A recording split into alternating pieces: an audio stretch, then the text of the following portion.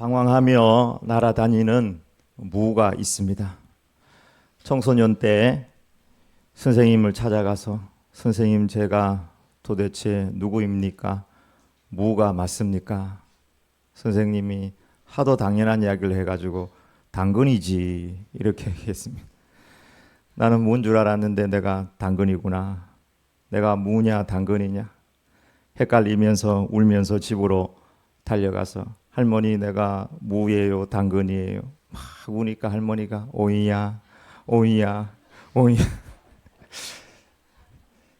내가 무인가 당근인가 오인가 막 헷갈려가지고 도저히 자신의 정체성을 찾지 못하고 가출을 해가지고 사회적 공신력이 있는 최불암을 찾아가지고, 하필 최불암을 찾아갔어. 당연한 얘기를 하니까 최불암이 하도 웃어가지고 웃어버린 거예요.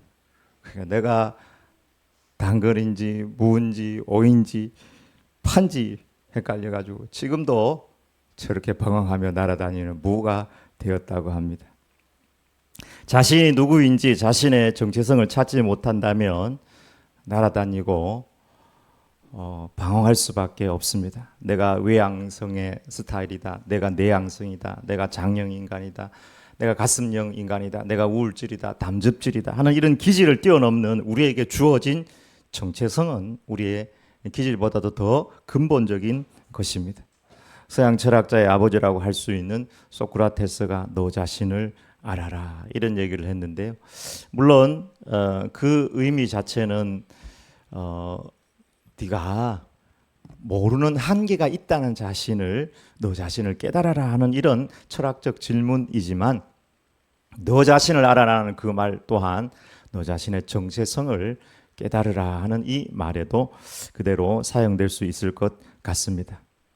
목사님, 내가 이 나이에 또 내가 누군지 정체성을 알아야 됩니까? 그런 정체성은 청소년이나 청년들에게 해당하는 말이 아닐까요? 예, 청년들이나 청소년들에게도 정체성을 확립하는 것이 중요하지만, 정체성이라는 것은 인생 전반을 걸쳐서 반복하고 확인하고 성장해야 되는 부분이 분명히 있기 때문에 오늘 이 정체성에 대한 말씀은 청소년, 청년들에게 주는 말씀만이 아니라 우리 전 세계에게 주시는 하나님의 말씀입니다. 첫 번째, 주님은 우리의 정체성을 분명히 하기를 원하십니다. 베드로전서 2장 9절을 다 함께 읽어보겠습니다. 그러나 너희는 택하신 족속이요 왕같은 제사장들이요 거룩한 나라요 그의 소유가 된 백성이니 이는 너희를 어두운 데서 불러내어 그의 기이한 빛에 아름다운 덕을 선포하게 하려 하심이라. 아멘. 성경은 곳곳에 우리가 누구인지에 대한 정체성에 대한 말씀이 많이 나오고 있습니다. 택하신 족속, 왕같은 제사장, 거룩한 나라, 그의 소유된 백성, 그리스도의 향기, 대사, 제자, 소금과 빛, 성도, 많은 부분, 하나님의 종, 우리가 누구인지에 대한 부분을 분명히 거듭해서 말씀하고 있습니다. 예수님께서 세례받고 올라오실 그때에 성령님이 비둘기같이 임하면서 하늘로부터 소리가 있었는데요. 이는 내 사랑하는 아들이요 내 기뻐하는 자라. 똑같은 말이죠.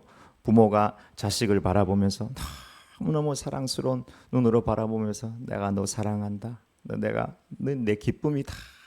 근데 이 사랑한다, 기쁨이란 말이 똑같은 말인데 이 말씀이 아마 예수님 평생에 있어서 예수님 정체성이 되지 않았을까 이렇게 생각을 합니다. 그리고 하나님은 거듭해서 변화산상에서도 똑같은 동일한 말씀을 해 주셨습니다.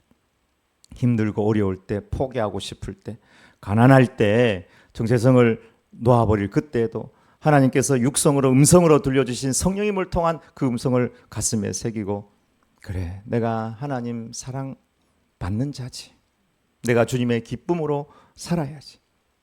그래서 전도 나갔다가 배고프고 힘들어도 나는 너희들이 알지 못하는 양식이 있는데 나의 양식은 내 아버지의 뜻을 행하는 것이라고 말씀하시면서 음식 굶어도 괜찮다고 하면서 복음 전한 일에 최선을 다했고, 여러 가지 핍박 오해가 있었음에도 불구하고 끝까지 주님 하나님 사랑하는 아들로 하나님 기뻐하는 자로 십자가의 길을 간 것을 알게 됩니다.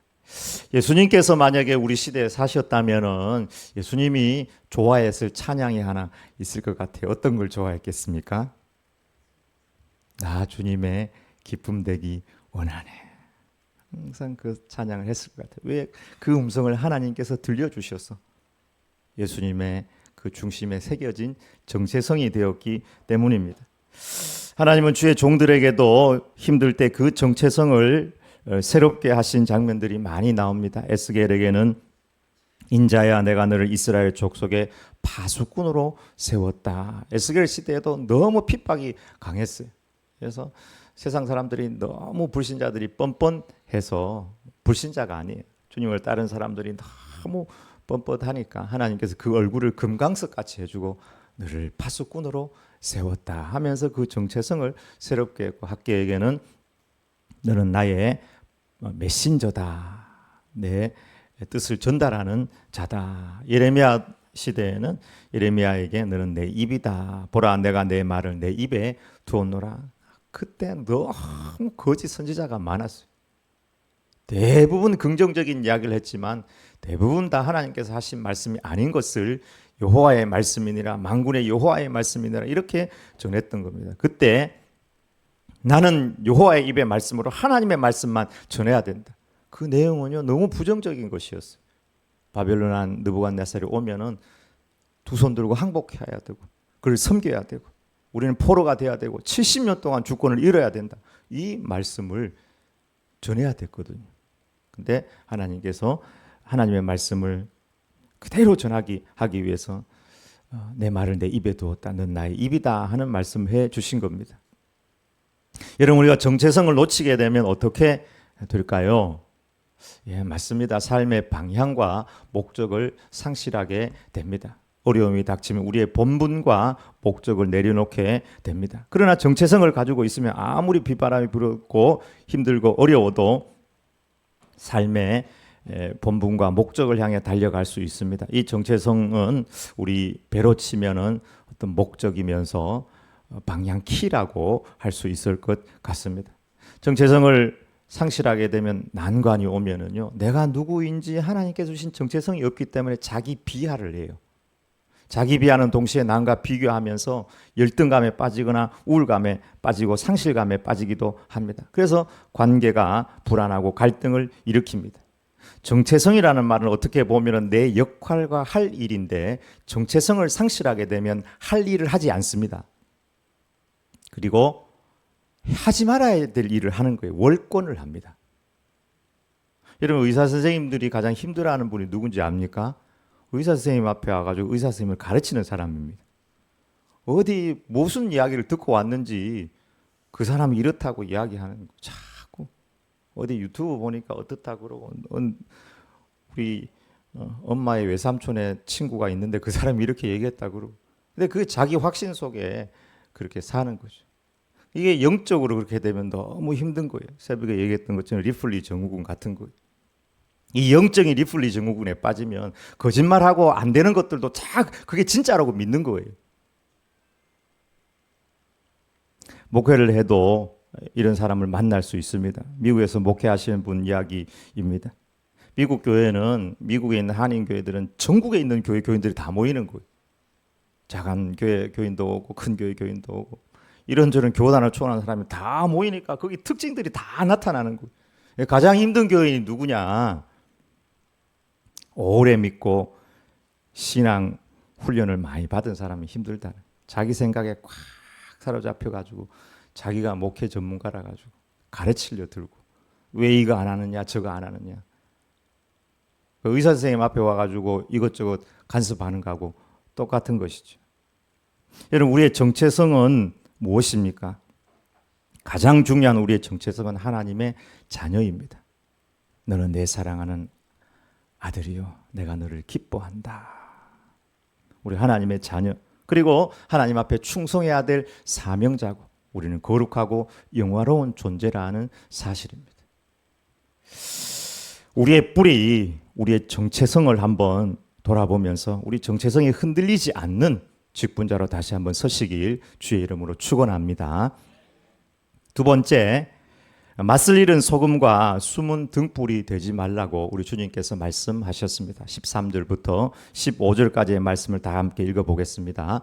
너희는 세상의 소금이니 소금이 만일 그 맛을 잃으면 무엇으로 짜게 하리요. 후에는 아무 쓸데없어 다만 밖에 버려져 사람에게 밟힐 뿐이니라. 너희는 세상의 빛이라. 산 위에 있는 동네가 숨겨지지 못할 것이요. 사람이 등불을 켜서 등경 위에 두나니 이러므로 집안 모든 사람에게 빛이 느니라. 아멘. 오늘 본문에 주님께서 우리의 정체성이 무엇인지 비유로 말씀해 주신 겁니다. 소금과 빛은 비유입니다. 근데 이 비유가 가신 내용들이 너무 정확한 비유이고 너무 우리로 깨우치는 비유라는 생각을 합니다.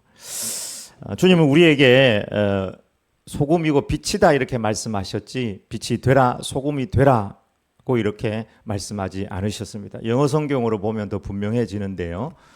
뉴 인터내셔널 버전, 킹 제임스 버전 그리고 뉴 아메리칸 스탠다드 바이블 보면 그냥 똑같아요. 다 똑같이 번역돼 있어요. You are the salt, you are the light. 너는 그냥 소금이고 빛이다 이렇게 선포하고 있습니다. 되라는 말씀이 아닙니다. 정체성을 분명히 하는 구절입니다. 여러분 소금의 역할은 무엇입니까? 예수님께서 맛을 내는 것이다 이렇게 얘기했는데요. 맛과 함께 괄호 열고 부패 방지 가로 닫고 소금 하면은 맛을 내는 거지만 부패 방지와 분리할 수가 없어요. 그 맛 자체가 부패를 방지하는 역할을 하는 것입니다. 주님은 먼저 우리에게 맛을 잃은 소금이 되지 말라 말씀하셨습니다. 우리의 본질, 우리의 능력, 우리의 정체성이 무엇인지 그것을 결코 잊어서는 안 된다고 하셨습니다. 존재가 소금이라면은 소금이 그 존재성, 소금이라는 존재성을 잃어버릴 수가 있을까요? 잃을 수가 없습니다. 소금이 아니든지 소금이든지 그 둘 중 하나입니다. 어떤 회사원이 한 회사에 10년 동안 직장 생활을 한 성도가 있었습니다. 직장 생활을 열심히 했습니다. 동료들에게 자신은 교회 다닌다 그런 눈치를 전혀 채지 못하게 하고 다녔습니다. 근데 오히려 그 직장에서 예수님을 믿지 않는 믿는지 안 믿는지도 모르죠. 사람이 있었는데 그분은 직장에서 정직하고 또 사랑을 실천하고 잘 묻고 긍정적이고 그래서 동료들이 이렇게 얘기했다는 거예요. 너 교회 다니냐? 그 무신론자한테 너 교회 다니냐? 이렇게 물었다는 것이죠.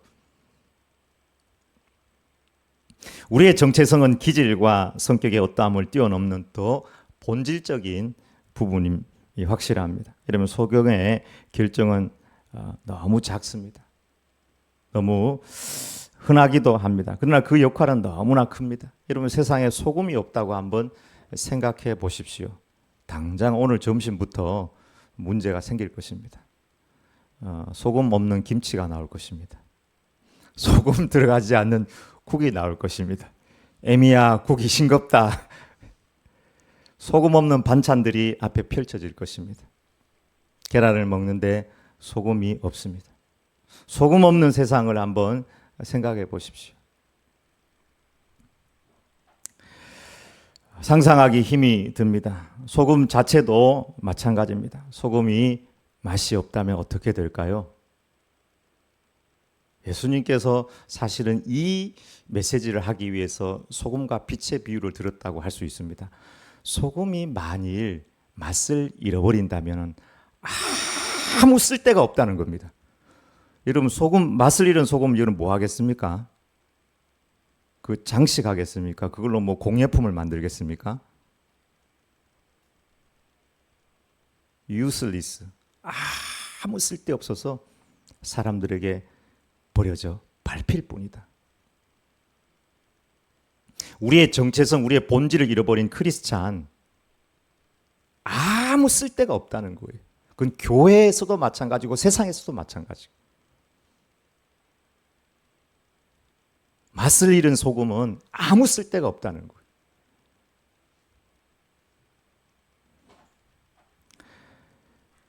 비판의 대상이 될 수밖에 없다고 하였습니다. 소금은 부패를 방지합니다. 모든 액젓에는 다 소금이 들어갑니다. 그렇게 맛있는 다양한 갈치, 속젓, 액젓 다 젓갈이 되는 것도 소금의 힘이라고 할 수 있습니다. 소금 없이 생선을 하루 이틀만 이런 날씨에 모아두면 부패하기 시작하고 구더기가 생기기 시작할 것입니다.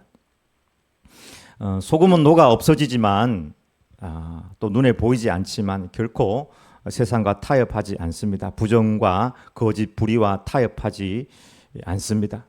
침묵하면 부패될 수 있습니다. 저 바다가 저렇게 아름다운 것은 소금은 눈에 안 보이지만 3.5%의 염분의 농도에 의해서 생명력이 넘치고 아름다운 바다가 되는 것이죠. 그러니까 바다가 아름다운 것은 염분이 있기 때문입니다. 어느 학교에서 반 친구 한 명이 따돌림을 당하고 있었습니다. 한 기독 학생 친구가 그 따돌림 보는 걸 보고 그냥 지나쳤어요. 애들 자꾸 왕따를 시켜요. 근데 두 번, 세 번 따돌림을 하니까 이거 도저히 안 되겠다 해서 그 학생이 선생님을 찾아가서 저 친구가 우리 반에서 따돌림을 당하고 있는데 선생님께서 신경을 좀 써주셔야 되겠습니다. 이야기를 하고 자기가 먼저 그 친구에게 손을 내밀고 친하게 지냈다고 그래요. 그래서 그 친구가 선생님한테 얘기해서 그 반에 그 친구가 왕따 되는 문제가 해결이 되고 그 친구는 그 왕따 당했던 친구와 함께 평생 친구로 지냈다고 하는 작은 이야기가 있습니다. 여러분, 우리의 작은 행동 하나가 부패를 막을 수 있는 소금의 역할을 할 수가 있습니다. 만약에 소금이 맛을 잇는다면 주님께서 아무런 소용이 없다. 오히려 문제만 일으킨다는 거죠. 비판의 대상만 되고. 소금은 세상을 원망하거나 남 탓하지 않고 맛을 내고 부패를 방지하기 위하여 스스로를 던져 자기 자신은 없어집니다. 바닷가에 가서 여러분 소금을 찾을 수 있을까요? 안 보입니다. 다 햇빛에 다 이렇게 수분을 증발시켜야지 그때야 소금이 보이는 것이죠. 소금은 눈에 보이지 않습니다. 소금은 존재하지만 존재하지 않습니다. 있지만 없는 자처럼 맛을 내며 살아갑니다. 소금으로서의 우리의 능력은 무엇일까요?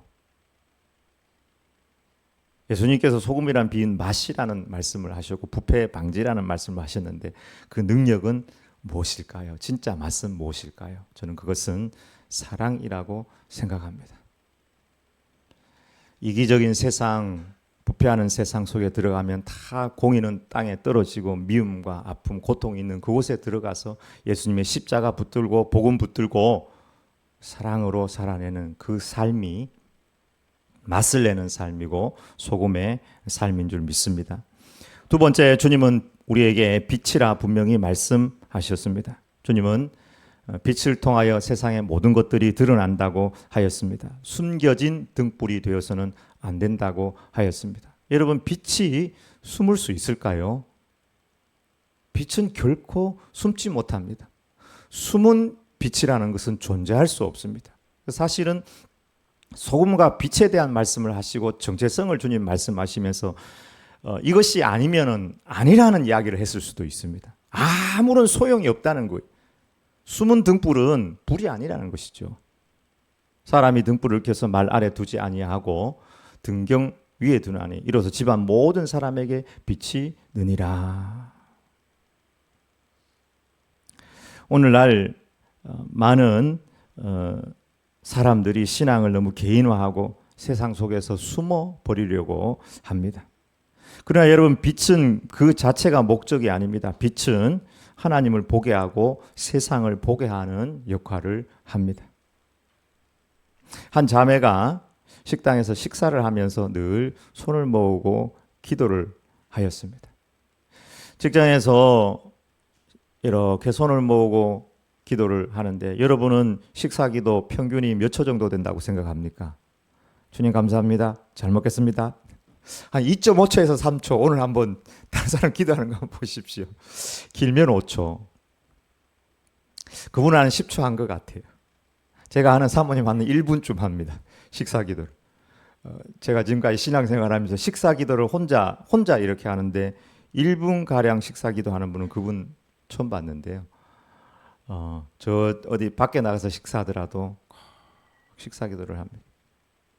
주신 것 감사합니다. 이 음식 준비한 대접하는 손길 하나님 복 주시옵소서. 이런 음식이 없어서 못 먹는 분들 하나님 은혜를 베풀어 주시옵소서. 저도 나누고 섬기는 종이 되게 하옵소서 하면서 속으로 간절히 식사 기도만 잘 해도 기도 생활이 되는 거죠. 그분은 식사 기도를 늘 하니까 식사 기도를 이렇게 간절히 해요. 그렇게 이제 직장에서 한 자매가 그렇게 식사 기도를 하니까 어느 날 한 직원이 찾아와서 내가 당신 덕분에 다시 교회를 나가게 되었습니다. 이렇게 얘기했다는 거예요.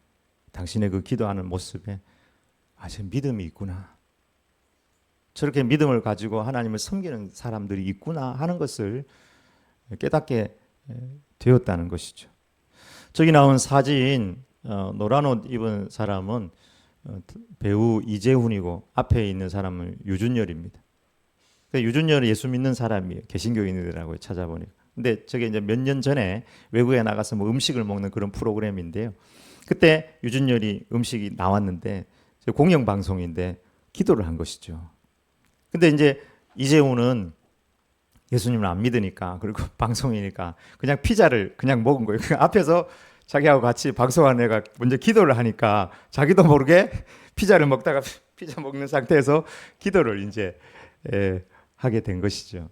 그리고는 또 다음 프로를 할 때도 기도 안 해? 기도해? 기도하자. 그리고 같이 기도하고 식사를 하는 모습이 있어서 제가 캡처를 해 왔습니다.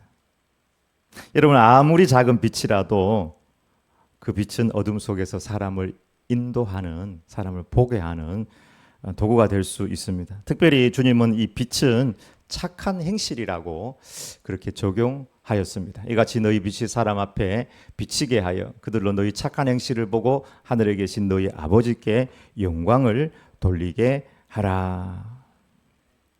그 착한 행실을 통해서 하나님이 있구나, 하나님을 보게 하고 그리고 하나님 앞에 영광 돌리는 삶을 살 수 있도록 너희 그 빛은 착한 행실이다 이렇게 적용해 주셨습니다.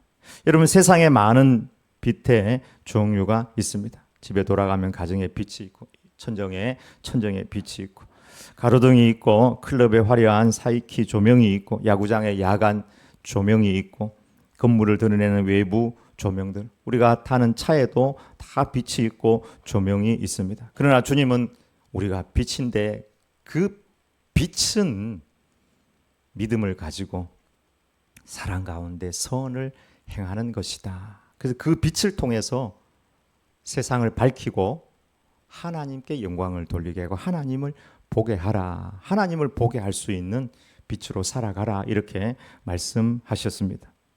세월이 지나고 난 다음에 내가 좋은 사람이었다, 참 보람된 삶을 살았다 이렇게 나 스스로 이야기하는 것도 중요하지만 내 인생을 통해서 또 다른 사람이 저 사람을 보니까 하나님이 있구나, 참 믿음의 사람이었다 하며 그런 얘기를 한다면 진짜 귀한 삶이 될 것입니다. 성경에 보니까 자기가 자기 자신을 평가하지 아니하고 또 다른 사람에 의해서 평가받고 하나님 앞에 영광 돌려진 인물들이 많이 있었습니다. 그 첫 번째가 도르가입니다. 욥바에 있는 과부로 오래 살았지만 저분이 돌아가셨을 때 주위에 있는 가난한 자들 과부들이 찾아와서 저 도르가가 옷을 만들어 가지고 나에게 주었다고. 지금 우리가 옷 집안에 가면 많이 쌓여 있지만 저 시대에는 옷 한 벌 두 벌이요 전 재산이에요. 그래서 성경에도 옷을 저당 잡았다가는 밤을 넘겨서는 안 된다는 거예요. 그 사람의 생명이 될 수도 있다는 거예요. 밤에 그거 입고 자야 되니까. 그 사람에게 옷 두 벌이 없을 수 있으니까 반드시 옷은 돌려줘야 되는데 그런 옷 짜는 기술이 있어가지고 그걸 가지고 사람들 주니까 도르가가 죽었을 때 그 옷을 내놓고 막 우는 거예요. 도르가가 우리에게 이렇게 선을 행했다. 그 마음에 성령님께서 감동하시고 베드로도 감동해가지고 도르가가 살아나는 역사가 일어났고 룻 마찬가지입니다. 보아스가 네가 정말 시어머니한테 얼마나 잘했는지 잘 안다는 거예요. 시어머니 버리지 않고 끝까지 끝까지 복량했던 그 선한 마음, 그 길 때문에 루시오 길이 열리고 보아스의 부인이 되고 예수님 족보에 올라가는 역사가 있었습니다. 고넬료도 마찬가지입니다. 고넬료 밑에 있는 종들이 베드로에게 찾아왔어요. 자기 주인을 애써 이야기할 때요. 우리 주인 고넬료는 의인이요 이렇게 이야기합니다. 의인이요. 유대인들이요. 저 사람 우리한테 너무 잘 아는 사람입니다. 구제하고 기도하는 사람, 믿음의 사람입니다. 자기가 자기 자신을 이렇게 높이는 것이 아니라 주위에 있는 사람들이요. 그것도 원수관계라는 지배 계층과 피지배 계층, 피지배 계층의 사람들이요. 고넬료를 막 올려주는 거예요. 이게 진짜죠. 이게 하나님 앞에 영광을 돌리는 것이죠. 아브라함도 마찬가지, 수넴 여인도 마찬가지. 선한 사마리아인 예수님의 비유 말씀이지만 그 또한 마찬가지로 구제하며 선한 행위를 하는 분들이었습니다. 지난주에 이렇게 뉴스를 보다가 보니까 익명의 할머니 한 분이 5천만 원을 들고 학교를 찾아와 가지고 돈을 기부를 했다는 내용이 나왔습니다. 5월 27일에 있었던 일인데요. 90대 할머니인데요. 나는 많이 배우지 못했지만 학생들이 공부를 계속 할 수 있도록 지원하고 싶습니다. 더 많은 금액을 모아오고 싶었지만 나이가 있어 지금까지 모아둔 금액이라도 우선 전달하려고 합니다. 하면서 학생들에게 주십시오 하면서 현찰 5천만 원을 가지고 와가지고 이제 모 대학에 이렇게 기증한 기사가 났었습니다. 오늘날 예수 믿는 우리가 빛과 소금으로 살아가야 되는 것이 아니고 그냥 빛이고 소금이다. 빛이고 소금이 아니면 아무 쓸데가 없다. 빛이 빛 안 비치면은 아무 쓸데 없는 거죠. 소금이 맛을 잃어버리면 도대체 어디에 쓰겠습니까? 다시 한번 우리의 본질을 잃어가는 우리에게 너는 빛이고 소금이라 말씀하시면서 우리의 본질이 회복되기를 원하십니다. 우리 주님의 음성을 듣고 우리의 심령을 일깨워 작지만 뜨거운 사랑을 가지고 착한 선행으로 하나님 앞에 영광 돌리는 빛으로 소금으로 하나님 앞에 드려지길 주의 이름으로 축복합니다. 아멘.